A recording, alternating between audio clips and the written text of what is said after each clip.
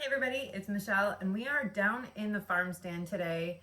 I decided that I wanted to start kind of documenting my felting, especially fiber in general, I guess, but especially my felting, just to kind of have a weekly uh, inventory or reminder of what I've made. In some cases, this is going to be difficult because a lot of times the things that I make get made and then shipped off to whoever purchased them through the Etsy store. So some items are not going to be on here.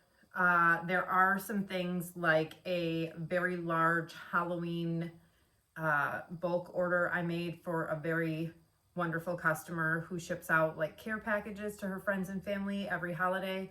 I will try to insert a picture of that here.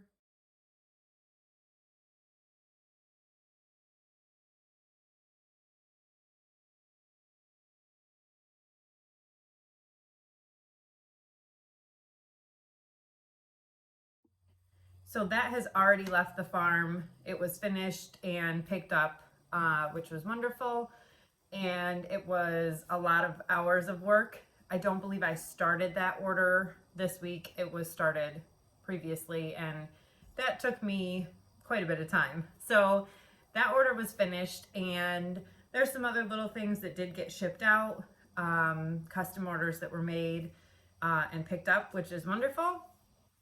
And a lot of things are regular things that I make, like bunnies, pigs, pumpkins, things that I have all the time. Some other things I've made this week are unique. I found some really fun UK companies that do some different felting, and I got some inspiration from them. One of the things that I watched and was inspired that I just saw on their channel, they had little tree stump pin cushions. So I made my own version, and it has a little pumpkin at the base, a little owl sitting on the top, and then some little mushrooms growing off the side. And it's cute as a decoration, but it is also intended to be like a pin cushion, so it's super dense in the middle and perfect for holding pins. So I did make that, and it's got the little tree roots coming out of it.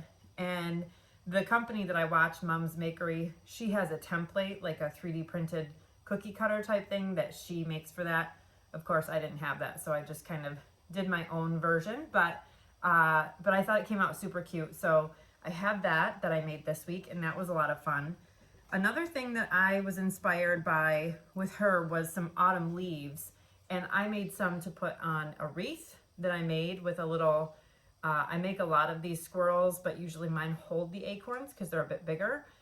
This guy is little to go on the wreath, and then I made some little mushrooms that I put on the back, and then some acorns, and then the felted leaves that I was inspired by with her.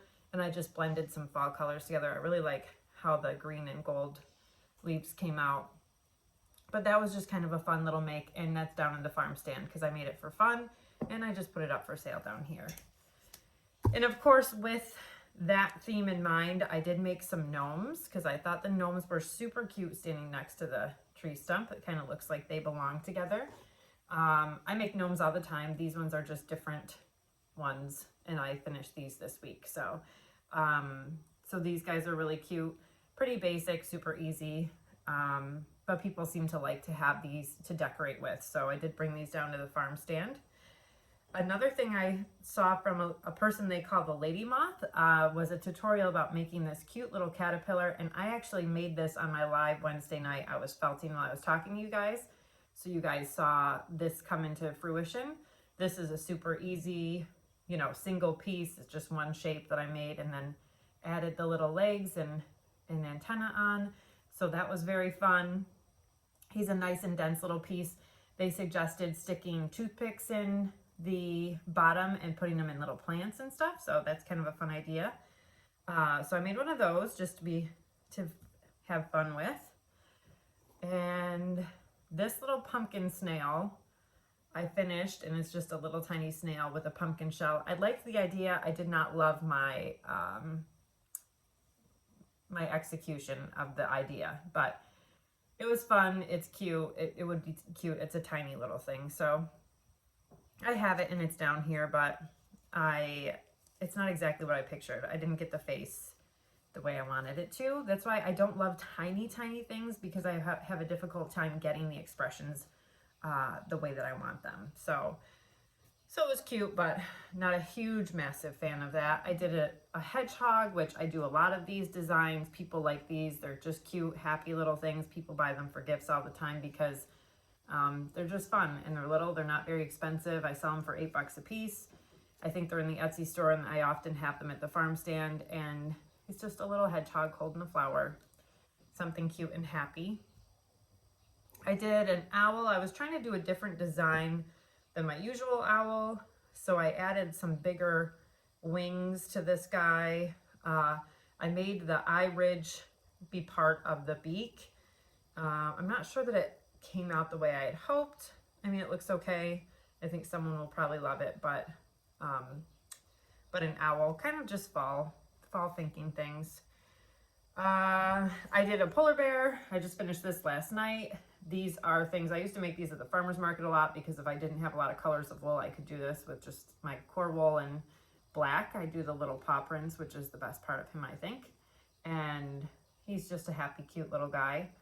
So super fun, especially at Christmas time, to decorate with a little polar bear. I do panda bears with a similar design, obviously just add some black and do different face accents. But this is a simple design, kind of mindless, and I like it because it's just a nice project to do while I'm watching a YouTube video or something else like that. So he was really fun to do, and I enjoyed that.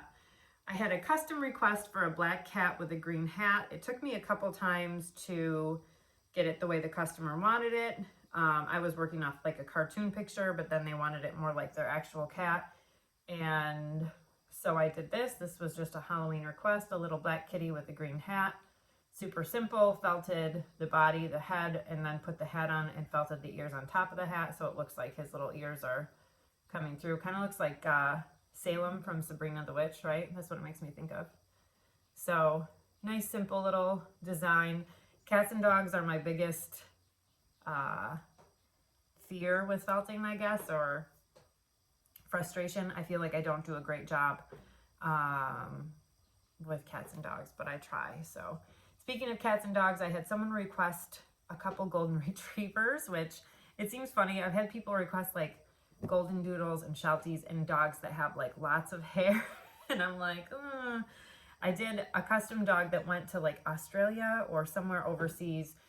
A little girl was sending a care package to her friend, and that was just like a simple black and white dog. No problem. I did my best. She was super happy with it and very sweet. That was awesome. But the dogs with like different textures for kind of intimidate me, but I did my best. This is the first one I made. I'm okay with him. I'm happy about like the colors. You know, I just added some texture. Most of this is just flat felted, and then I added texture on like the chest, ears, and tail. I'm okay with him. The second one I made, I prefer. He just has a happier face, I think, but same thing, same colors, same texture added. They're similar in size, but you can tell the face on this guy is a little chunkier, and I think that's appropriate for a golden retriever. So I don't go into too much detail with the dogs because I could go crazy and make myself crazy. So I don't, but I do try to, oblige when people ask. And the last order that was requested for a pickup is something that I do all the time, not all the time, but often. These take hours, obviously, because of the spots, but they're really fun when they come out. They just look really cool. They're obviously not like a realistic thin leg giraffe, because I would have to use lots of wire armature for that. That takes longer, and that would increase the price even more. At this point, these guys I sell for around $20 to $25, depending on if it's in person or in Etsy because of the fees. And the spots take a long time as it is. If I had to do an armature with the whole neck and everything else, and then add that to keep the legs thinner so that it would stand on its own, it would be even more expensive. But the chunky legs just keep it standing on its own, and I think it looks all right with them. I know it's not super realistic, but everybody gets that it's supposed to be a giraffe, and I do make an effort to have smaller spots on the legs, increasing to bigger spots, and then smaller again up the head, neck, and face. So that's just a cute little giraffe I made. Because this is the first time I'm going through and showing some of the fiber art I've done this week, I will kind of walk through the stand and show you other pieces I have that I do a lot of today. but normally I wouldn't do this because you guys will already have seen them. So I will just kind of keep a record of what I've done the week that I'm filming, just to show some progress. So hopefully I'll have photographs of things that I've made that, you know, are already sent off, and then the new things that I've made in person. And some weeks will be probably really productive, and some weeks will probably not. My kids happen to have been in quarantine this week, so we've been home, and I've been doing a lot of felting in between doing some projects and activities with them. So I've had a pretty productive week. But yeah, let's go take a look at all the things that I have in the shop right now, just so you guys can see some other stuff I felted. And let's go check it out. So I often sell these felted soaps. I have some holiday ones out here. I had some with pumpkins that I've sold. I often put sharks, mushrooms, sheep, you name it, on these soaps. People like them. They're a fun gift. I did make some pins. There was also a pumpkin and a little ghost that I made. And those are just needle felted, kind of two-dimensional, and then felted on a pin back. And these are just some items I have in the shop on the stand. Pumpkins and ghosts. Obviously, for this time of year, the bunny is one of my most popular items I sell. I sell sloths a lot. Snowmen are popular. The cows, different kinds of cows. This is a Highland and then Holstein. We kind of live in a very dairy centric area. This is just a happy little bunny, something I saw somewhere and inspired me to try one. Elephants I do all the time. I do tons of varieties of sheep. There's different sloth, bunny, sheep. Pigs were one of the first designs I did that was all my design. This one is just one with wings added to it because sometimes pigs can fly. Snowmen for ornaments. So those are just some little things that I keep on the stand or that I make often. And I just like to keep a solid amount of inventory so that when I go to craft shows and stuff, I have a lot to offer people. So today is the official kickoff of fall. It's September 20th. The harvest moon is tonight. And I do tend to start more forms of fiber art in the fall when the sun goes down earlier and I'm not outside quite as long. I have been spinning again. I finished one braid of roving the other night and started another one, so we can go check those out just in case any of you are interested in my spinning. It's not something I talk about a lot. I don't often sell my hand spun yarn. I usually actually ship it to my sister or use it myself. She knits, I crochet, and that just is something that kind of I do to relax while I'm watching TV with the girls and hanging out before bed. I never would want to like be in a production mode where I was trying to make enough yarn for something, because I do a lot of needle felting already, so I just wouldn't have time to do both. But we can go back to the house and check out the spinning I've been doing. Okay, so we are back inside. I just wanted to show you guys my spinning that I finished this week. This was a beautiful braid of some Falkland that I did, and I didn't save the bag for the fiber, unfortunately, so I can't tell you who I bought it from. Bought it last year off Etsy. Obviously there's some overspun spots when I got treadling away, but it's just a fun little variegated blue, green, gray spin, and I will try to get that plied. I will Navajo ply it, and I usually like to let it sit on the bobbin as a single, just to kind of chill for a few days, and then I will Navajo ply it. And then I started spinning, let me move it. I started spinning this fiber. It's from a company called Flannel Cakes, and I got this off Etsy as well. It is called Denim and Pearls, 4 ounces of Falkland. I got 2 braids of this because I thought it would be really cool to actually use for like a garment or something. It's just very subtle. A lot of the times I do like crazy colorways because that's fun for me, but I thought this nice subtle colorway would be really pretty. Of course, it's a little less exciting to spin than something that is bright and colorful because it's such subtle changes, but I think when it's spun up, it's going to be beautiful. So I'm going to keep at it, and it's really nice fiber to work with. I did end up splitting it, like pulling a piece of the roving off and then splitting it into quarters, because for some reason this one doesn't draft as well as the blue one did. The blue one was super easy to just draft from the braid.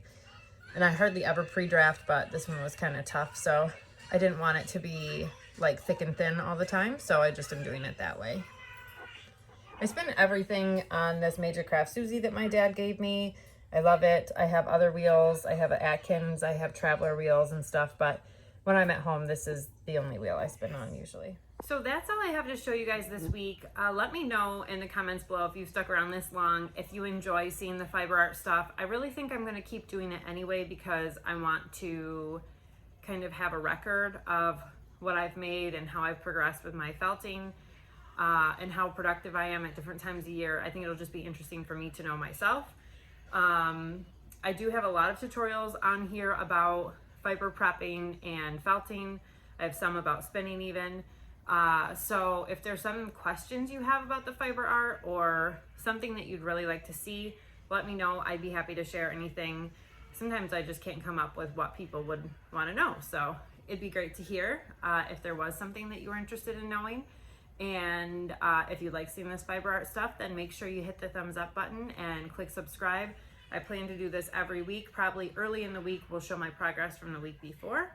So I hope you stick around for that. And also make sure that you check out every Wednesday evening. We go live at 6 p.m. I'm often felting while those lives are going on just because I have to keep my hands busy. So come hang out with us Wednesdays and we can chat and you can ask questions then too. So thanks so much for hanging out with me today, guys. I hope you have a great rest of your day.